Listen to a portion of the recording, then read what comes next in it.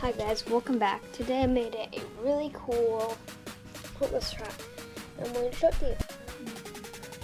Okay, here it is.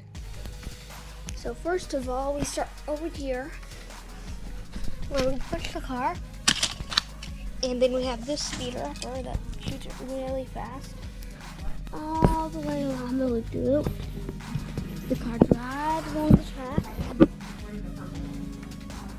Then goes into this.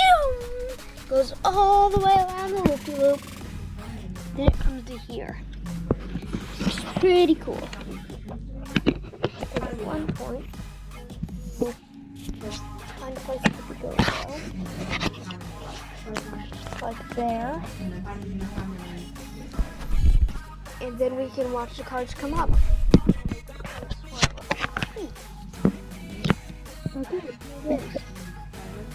So this is where I'll put the camera. Hopefully this doesn't happen.